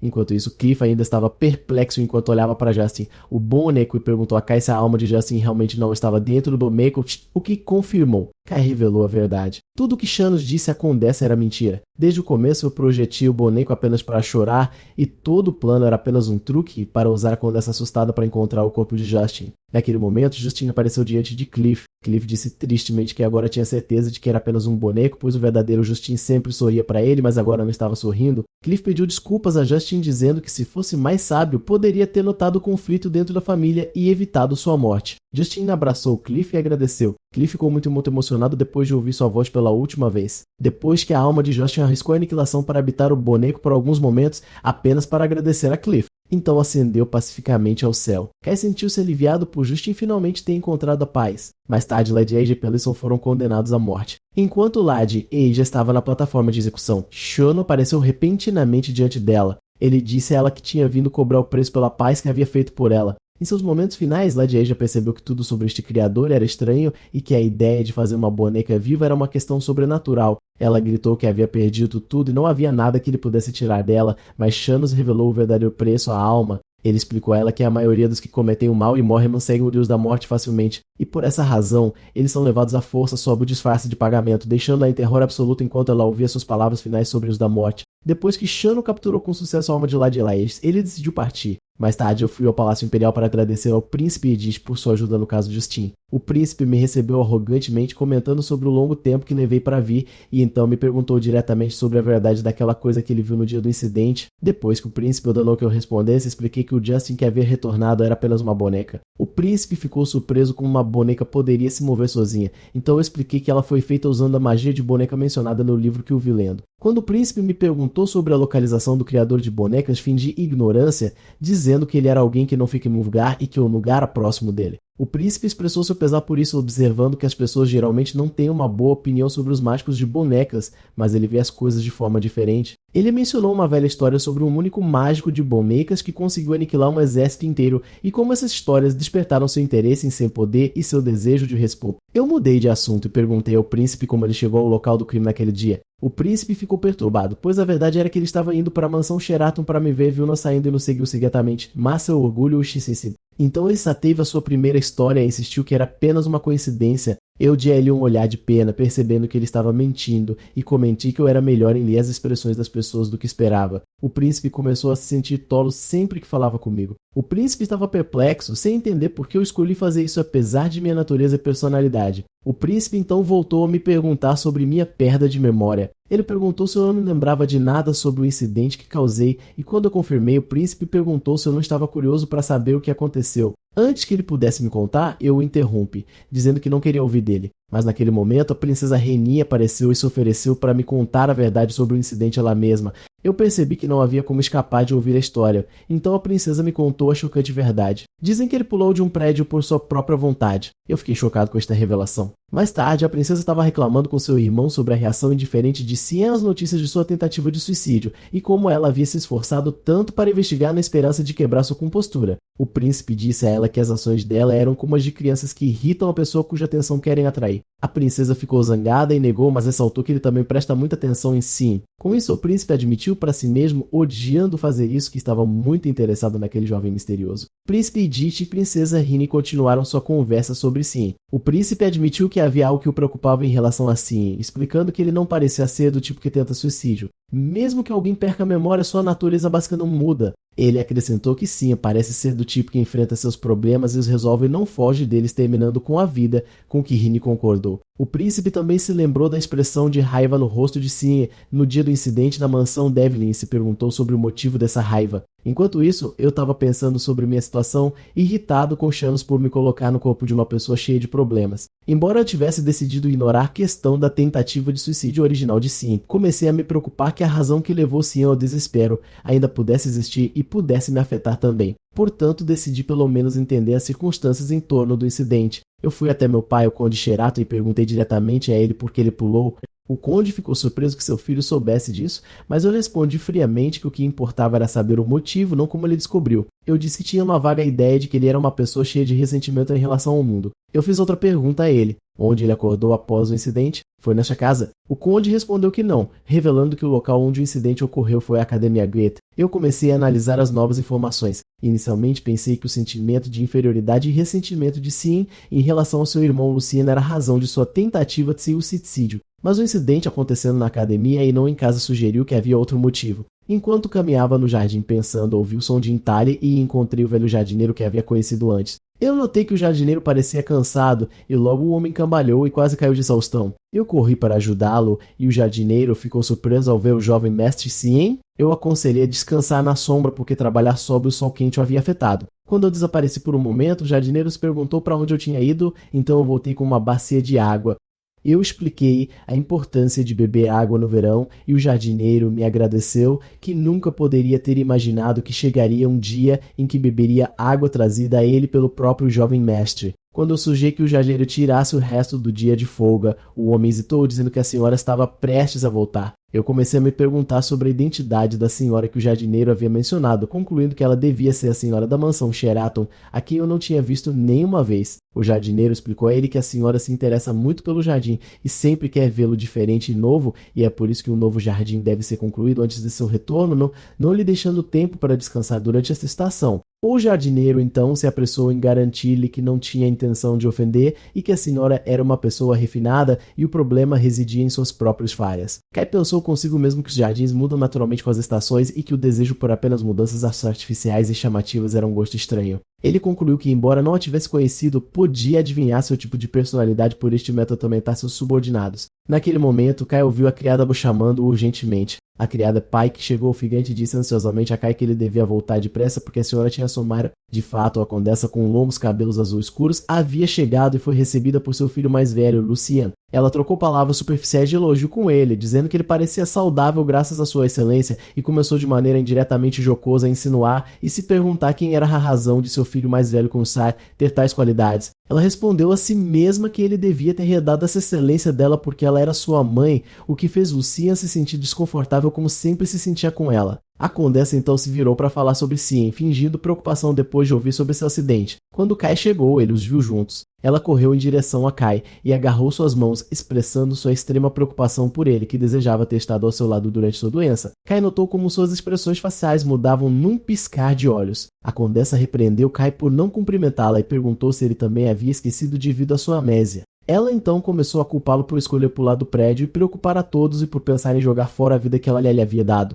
Lucian tentou impedi-la, mas ela o ignorou e continuou seu ataque psicológico, revelando a Kai que sua mãe verdadeira havia morrido ao dar à luz a ele. Kai ficou chocado com essa informação. Enquanto Lucian desesperadamente tentava convencê-la a não ouvi-la, a condessa fingiu surpresa, perguntando se ele também havia esquecido isso. Então o repreendeu duramente por esquecer sua mãe, que sofreu para dar à luz a ele e morreu por causa dele. Lucian percebeu que este era o seu método constante de tortura. Suas palavras aparentemente gentis estavam sempre cheias de espinhos venenosos que encurralaram e atormentaram Cian por toda a sua vida. A condessa continuou seu ataque, dizendo que agora entendia por que ele escolheu morrer e como ele havia matado sua mãe, ele devia viver ainda mais para compensar também a vida dela. Lucian agarrou seu braço implorando para que ele não se deixasse enganar pelas palavras de sua madrasta e garantindo que o Cian atual era diferente. Naquele momento, Kai entendeu tudo. Ele finalmente entendeu a razão para a vida miserável do Cian original. Lucian não era o problema, mas havia uma mulher ao seu lado cavando suas feridas e constantemente lembrando delas. Muito calmamente, Kai confrontou sua madrasta, garantindo-lhe que a morte de sua mãe biológica não era sua culpa.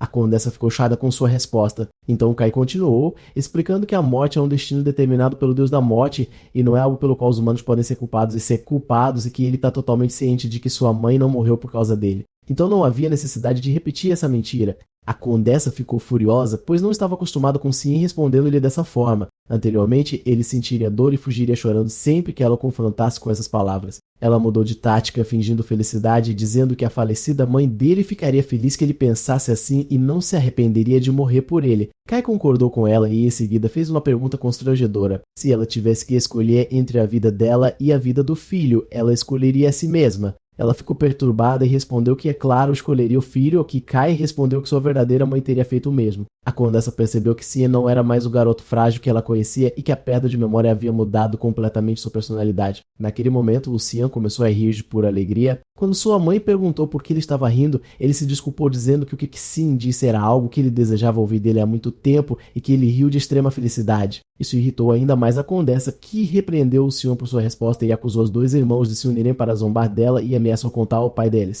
Diante dessa situação e depois que sua reputação foi abalada na frente dos criados que assistiam à cena, a condessa anunciou que estava cansada e se retiraria para seu quarto, mas prometeu a si mesma se vingar de Simia. Depois que ela saiu, Kai comentou que não havia dito nada de engraçado, mas Lucian garantiu que ele estava feliz e que aquele era o dia mais feliz de sua vida. Mais tarde, em uma reunião com o pai, Kai anunciou sua decisão de retornar à Academia Gotha. O pai dele ficou chocado e perguntou por que ele queria voltar para lá, ao que Kai respondeu que ele deveria pelo menos obter seu certificado de graduação. Lucian implorou para que ele ficasse, mas Kai insistiu, dizendo que também tinha assuntos para investigar lá. O conde concordou com a decisão dele, considerando que era a primeira vez que seu filho tomava uma decisão por si mesmo e que agora tinha força para decidir seus próprios assuntos. Quando ele perguntou sobre a data de partida, Kai respondeu que partiria no dia seguinte, o que chocou ainda mais Lucian. Depois que Kai se decidiu, ele tranquilizou seu irmão Lucian, que entendeu sua decisão e pediu que ele parasse de reagir exageradamente. Na manhã seguinte, Lucian descobriu que seu irmão já havia partido, deixando para trás um bilhete que dizia: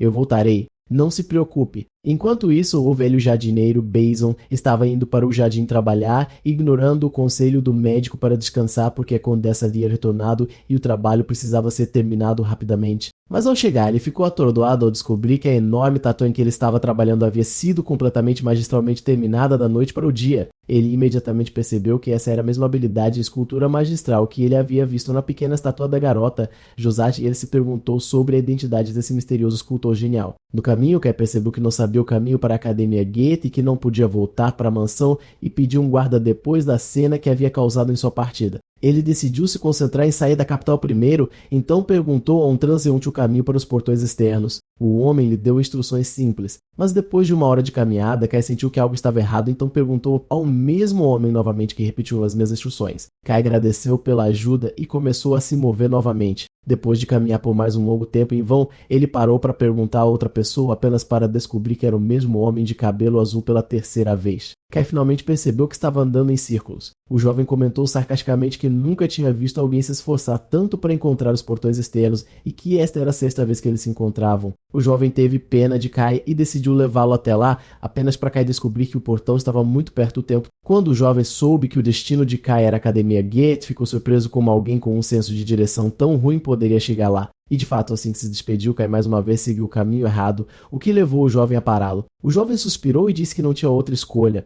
E como estava indo para o mesmo lado, ele o acompanharia até a academia. Essa excessiva gentileza despertou a suspeita de Kai e ele lhe disse que não era do tipo que aceitava generosidade excessiva sem um motivo. O jovem de cabelo azul parou Kai novamente enquanto ele seguia o caminho errado, agarrou as rédeas de seu cavalo e disse que o acompanharia, já que estavam indo na mesma direção. Embora Kai entendesse que o jovem estava tentando guiá-lo sem admitir, ele decidiu segui-lo porque estava completamente perdido. Eles cavalgaram juntos em seus cavalos em completo silêncio. O jovem pensou consigo mesmo como Kai o estava tratando como se ele não existisse, mesmo estando guiando, e que ele tinha um talento especial para irritar aqueles que o ajudavam. Ele se perguntou por que continuava a ajudá-lo, mesmo sendo irritante. Ele concluiu que estava fazendo isso porque ele parecia tão fraco e indefeso que temia que um dia o encontrasse perdido do outro lado do continente e o deixasse sozinho, lembrando-se de um encontro anterior que tiveram na infância. No entanto, ele achou a autoconfiança e a atitude direta de Kai interessantes. Quando chegaram a uma pousada, a dona Tina os recebeu e perguntou se queriam um quarto. Ambos afirmaram rapidamente que não estavam juntos e, em seguida, Kai pediu quartos separados, refeições e água para o banho. Tina explicou que estava se preparando para servi-los. Depois de mostrar os quartos ao jovem e a Kai, ela voltou para preparar a comida deles. Homens problemáticos apareceram e começaram a procurá-la, causando uma comoção. Tina tentou se esconder deles porque seu pai havia pedido que ela evitasse que eles destruíssem o lugar. O jovem de cabelo azul e Kai apareceram atrás dela e a distraíram fingindo estar com fome. Tina se moveu para preparar a comida deles e os encrenqueiros se alegraram quando viram que ela finalmente ia aparecido. Tina pediu desculpas a Kai e ao jovem pela falta de espaço em sua taverna e pediu que compartilhassem uma mesa, mas um dos homens problemáticos a agarrou violentamente. Tina pediu que ele a soltasse, mas ele continuou a assediá-la. O pai dela tentou defendê-la, mas o agressor o empurrou com força e o derrubou no chão. O agressor então agarrou Tina novamente. Enquanto ela gritava por ajuda, o jovem de cabelo azul interveio na briga, agarrou o pulso do agressor e calmamente pediu que ele soltasse a garota para que ele pudesse comer sua comida. O agressor pensou que este jovem estava desejando a morte e, como estava ansioso por uma luta, decidiu realizar seu desejo. O comentário frio de Kai de que o agressor não apreciaria a luta intrigou o homem. O jovem agarrou o agressor e disse que não procura problemas, mas também não foge deles. Então ele esmagou sua mão com grande força, fazendo o homem gritar de dor. Os companheiros do agressor ficaram chocados com essa força inesperada. Enquanto um deles tentava atacá-lo por trás, o jovem habilmente revelou uma adaga e cortou a mão do atacante, aconselhando-o a ser grato por não ter sido sua mão direita. Naquele momento, o agressor reconheceu a identidade do jovem de cabelo azul pelo seu estilo de luta usando duas adagas e sua incrível velocidade. Ele gritou em terror, perguntando se ele era Jaren da Guilda Mercenária Negra. Jaren é conhecido como uma figura lendária que ascendeu ao posto de mercenário de classe CS usando apenas duas pequenas adagas. E apesar de sua aparência amigável, ele é famoso por sua crueldade e impiedade. O agressor percebeu que havia escolhido a pessoa errada para antagonizar e, em uma tentativa desesperada, decidiu atacar diretamente, mas ele de repente passou por Jaren e eu apareci atrás dele, colocando uma faca em seu pescoço. Jaren ainda não havia percebido que a única preocupação do atacante era fazer um refém. Num momento de confusão, o atacante conseguiu me agarrar e me usar como refém. Mas eu, em vez de estar assustado, perguntei calmamente ao sequestrador uma pergunta estranha. Não é costume ao fazer um refém escolher uma mulher ou um idoso? Eu então me perguntei por que ele me escolheu e se eu parecia mais fraco que aquela garota. O sequestrador ficou atordoado com esta pergunta bizarra e ordenou que eu ficasse em silêncio. Eu expliquei que não estava gostando nem um pouco dessa situação e que a coisa que mais odeio no mundo é ser tocado por alguém com um toque leve no braço do sequestrador. Eu usei meu conhecimento dos pontos de pressão do corpo, causando ao homem uma dor excruciante que o fez deixar cair sua arma e cair no chão. O próprio Jaren ficou chocado que uma simples pressão pudesse causar tanta dor. Eu expliquei que o corpo humano tem pontos fracos que podem ser fatais com um toque leve e aconselhei o sequestrador desmaiado a escolher seus reféns com mais cuidado da próxima vez. Tina ficou maravilhada com a forma como uma pessoa bonita conseguiu vencer um enorme mercenário em um instante. Jaren então se virou para o resto dos agressores e perguntou se eles queriam mais. Depois que eu e Jaren derrotamos facilmente os agressores, eu friamente perguntei aos homens restantes se eles queriam mais ou então deveriam ir embora. Os homens fugiram em terror, pedindo desculpas pelo distúrbio. Enquanto eu estava sentado à mesa, Jaren ficou impressionado comigo, percebendo que eu não era apenas um jovem mestre quieto e timoso como ele pensava inicialmente.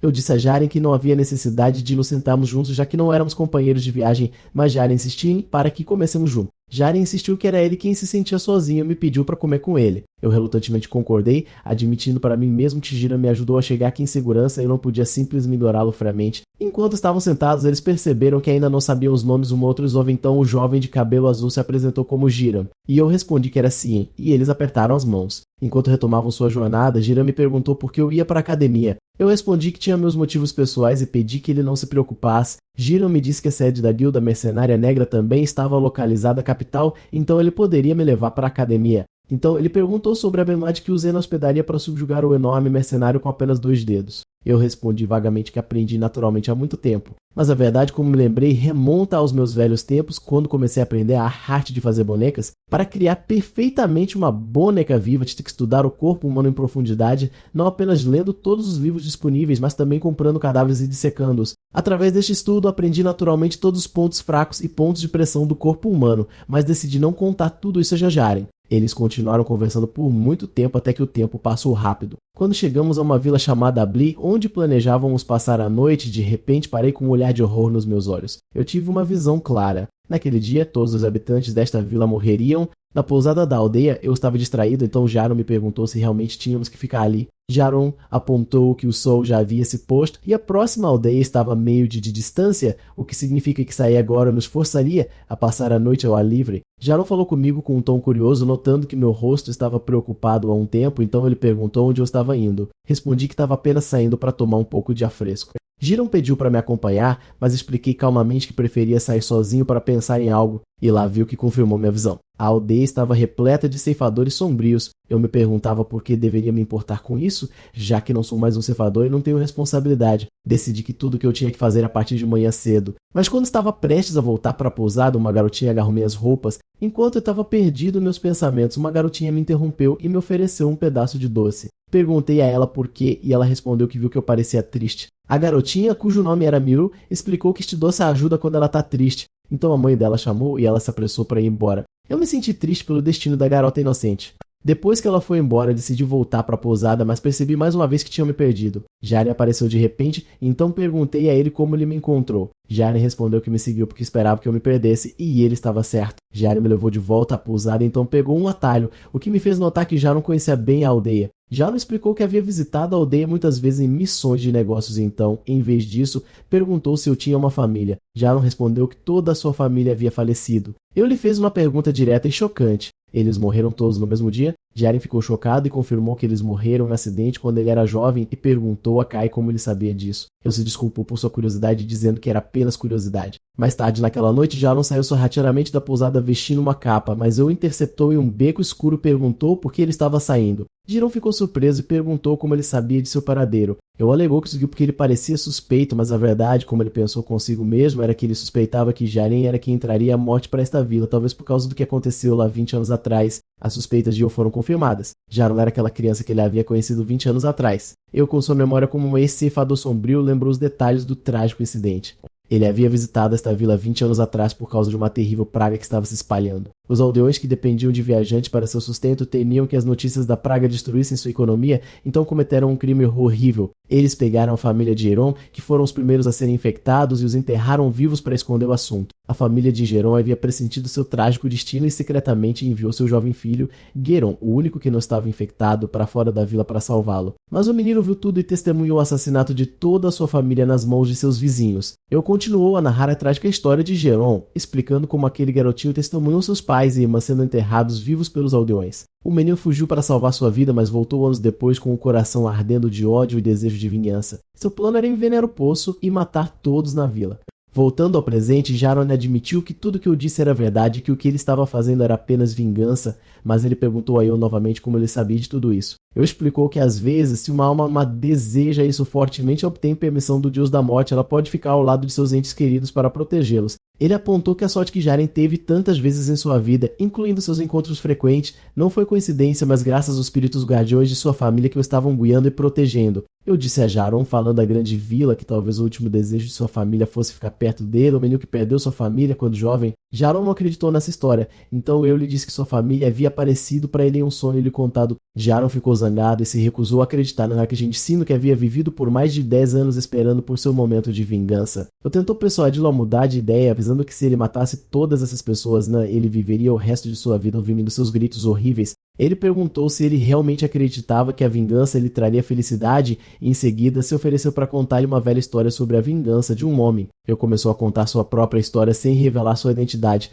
falando de um homem que tinha uma amante mais preciosa do que sua própria vida. mas outros a consideravam um mau presságio e tentaram matá-la, então o homem lutou contra o mundo inteiro para protegê-la. Mas em um momento de descuido, sua amada foi morta. A partir daquele momento, começou a vingança do homem. Ele matou todos que participaram da morte dela até afogar o mundo em sangue. E quando Jiren perguntou o que aconteceu com aquele homem depois que ele completou sua vingança, eu respondi que ele olhou para o mundo que havia destruído com as próprias mãos e escolheu morte. Eu disse a Jiren que não o impediria, mas queria esclarecer uma verdade. A vingança não leva à felicidade ou libertação, mas a mais miséria é uma horrível conexão com o passado. Essas palavras afetaram Jaron, que começou a duvidar do desejo que mantinha há tanto tempo, e ele se perguntou se este era o fim que ele queria ou que sua família desejaria para ele. Quando eu vi sua confusão, me ofereci para deixar o assunto com ele. Pedi a ele que pegasse o veneno e o guardasse e que se desse tempo para pensar. Eu prometi a ele que se após cuidadosa consideração, ele decidisse que a vingança ainda era mais importante que sua felicidade, ele poderia voltar para mim e eu lhe daria o veneno sem uma palavra. Jaren concordou e entregou o veneno para mim.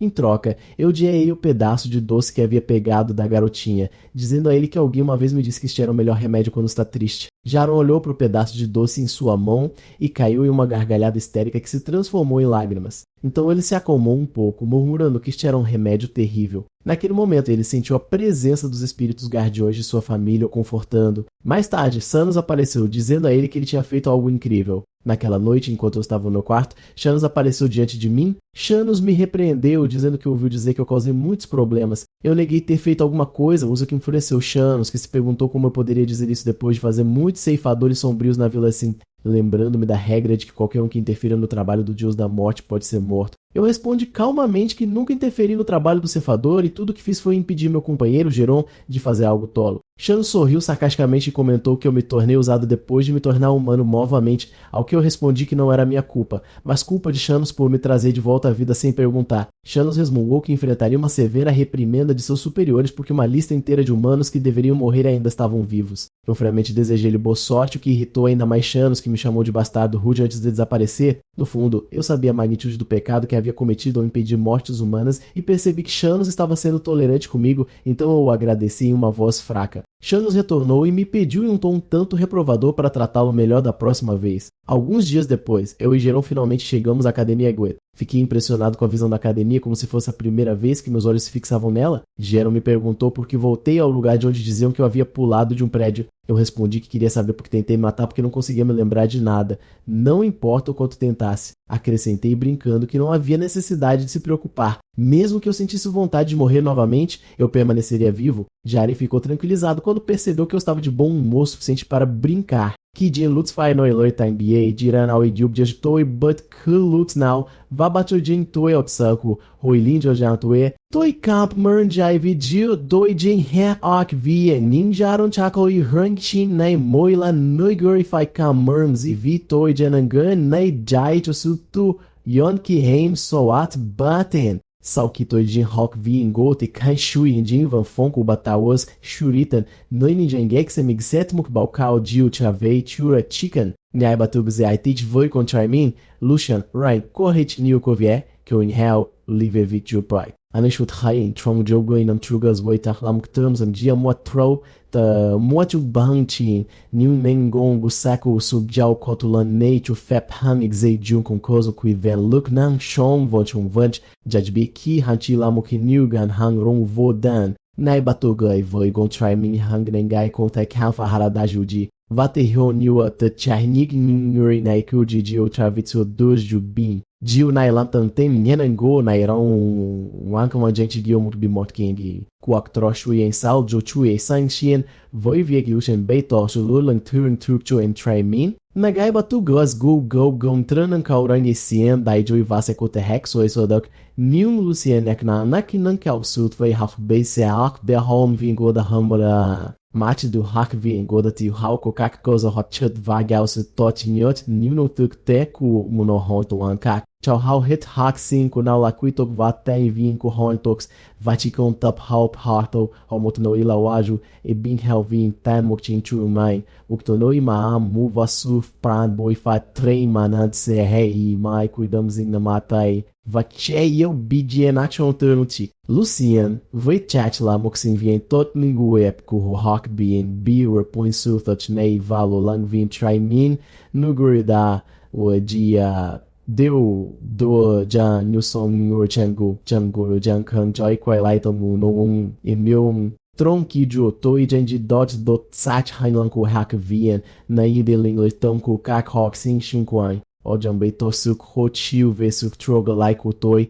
Noi Hang Toi Neo Lai Chin Vai Guagua La Dobol Toi Nat Harang Toi Jamong Ju Di Suk Tibda Nai Varang Toi Han Ton Tom Biku Lop A Ne Ki Toi Kogiku Gang Ho Jung Fong Hiu Trung Iong Up Ong Up Su Hak Sin Hafo Toi Va Bo Chai Ki Toi Jamboi Oi Mukten Yan Tuti Na Wa Toi Vadai Gigante de Urn Chotoi Makduka Chutaku Viai Com Viu Vediu Jo Trong Van Fong Hiu Kutrugan Mutin Lui Jalong Belfi Dupu Hujin Yi Mup Shao Jong Toi Vois Nitin Fai Kwavano Noi Voi Toi Ranangai Ja Nyao Jokduk Mocha Toi Noirana Ciência Rebate do Light Salvo Kutuanke Nin Hiu Trugan Sao Joja Oi Mukiao Hao Toi Tra Halai Rang Toi Na Hiu Trugun Janat Jukiti Katin Tukroi Jiunai Kyun Hiu Nyun Toi Kankien Hiu Hu Liu Kujiu de Kakmanadira Munjo Kong Nin Toi Noi Voi Nairan Toi Komai Gilbait Shiuthi Kak Hiu Chu Hum Binchins Noi Voi Toi Rang Toi Kote Hard Nakna Toi Trangeira Bati Rabro Kong Kanti Now to Big Yo Yararangan Mui Jan On Jang Mung Jang Gok Huan Hokin Wo Motoi Kwen Kak Savoi Dia Sherato Noitin Vesu Chinch Tr Skua Toi Te Chang Trai Trai Toi Chen Jang Jo Kel Kel Tagish Rango Ho Chun Fong Va Chan To Sa Jo Ki J Jong Toi Jim Jo Chan Trai Trai Jen Jan I Dei Do Tai Sao Kao Ta Lai Jo Kin Vi Chau Cha Ta Suk Hong Tis Kao Simba no Amo Que Kel Hoshibo Mai Vi Que É Yu Va Yu Voi Que É Mai Va Ka Po Ha E Luan Foot Lo Va Koiti Hong Chen Trai Chas Na Mau Que Tur Game Nyun Katiu Nyat Hairangan Chien Jatai Joi Bankat Nau Jo Salvu Tainan Toi Kat Ngandon Suine Hikyu Kau Koi Koi Toi Que Amanj Kau Vid Janjo Chan Trai Chel Antoine Bit Sec Tu Hoilam Tinau. Essa situação o levou a perguntar se o rumor sobre perda de memória era verdade, o que Kai confirmou. O jovem começou a entender o motivo do comportamento estranho de Sien e o fato de ele não saber onde era a sala do diretor. Enquanto se dirigiam ao dormitório, o jovem perguntou a Kai se ele também não se lembrava do quarto. De fato, Kai ficou surpreso com o tamanho. O jovem explicou que a academia era famosa por suas boas instalações e apontou para a cama de Kai. Ele então perguntou se ele se lembrava de seu nome e quando Kai disse que não, o jovem se apresentou como Kanto. Kai respondeu se apresentando também, o que surpreendeu Kanto novamente, pois era a primeira vez que Sien se apresentava pelo nome, mesmo dividindo o quarto há muito tempo. Kanto perguntou a Kai por que ele voltou para a academia depois de sair devido a um acidente. Kai respondeu claramente que voltou porque queria saber o motivo de sua tentativa de suicídio e que tinha a sensação de que o motivo estava aqui na academia. Kanto aconselhou que teria sido melhor mantê-lo longe da academia desde o início. Kai acrescentou que enfrentar e resolver problemas não resolvidos diretamente é a melhor maneira. Kanto ficou impressionado com a coragem dessa resposta. Kai então perguntou a ele onde estavam os panos, o que confundiu Kanto, que não entendeu para que ele poderia precisar deles. Kai respondeu que precisava deles para a limpeza. Na manhã seguinte, Kanto encontrou Kai e perguntou-lhe, surpreso, o que havia acontecido.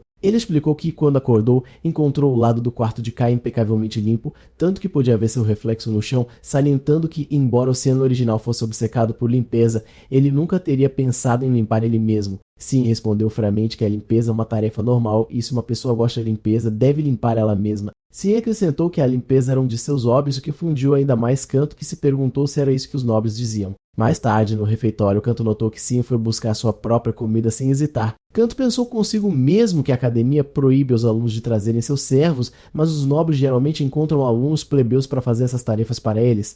Kanto lembrou que nobres com influência limitada, como o velho Sien, às vezes tinham que pegar sua própria comida e o faziam com a cabeça baixa de vergonha, mas hoje Sien não mostrou nenhum sinal dessa vergonha. Ele caminhou com confiança segurando sua bandeja cheia de comida. Kanto percebeu que Sien realmente havia mudado e não era mais o canalha que ele conhecia. Enquanto Kai procurava um lugar para se sentar, um aluno esticou o pé para derrubá-lo. Kai imediatamente entendeu que o aluno queria que ele pisasse em seu pé para passar. Com muita calma, Kai pisou forte no pé do aluno, que gritou de dor. Ele perguntou com raiva o que ele estava fazendo, ao que Kai respondeu inocentemente se era isso que ele queria. O aluno disse com raiva para ele parar com o absurdo. Quando Kai perguntou se ele estava tentando derrubá-lo, o aluno ficou confuso e recuou com medo de começar problemas com o filho de um conde. Kai se afastou, deixando o aluno pensar sobre como o tolo Sien, que costumava fugir ou olhar furiosamente no passado, havia mudado. Kai se juntou a Kanto, que estava reprimindo o riso, impressionado com a forma como Kai lidou com a situação e sentiu que gostaria de observá-lo nos próximos dias. Em outro lugar, um aluno estava contando ao líder do seu grupo, Lord Elnos, sobre o retorno de CN. Elnos recebeu a notícia com um sorriso malicioso, comentando que, graças àquele bastardo, ele não ficaria entediado por um tempo. Na sala de aula, Kai se tornou o alvo do bullying dos alunos enquanto eles continuavam a jogar lixo e papéis nele. Mas quando um deles jogou um pano sujo nele, sua paciência se esgotou e ele o jogou de volta na pessoa que o havia jogado,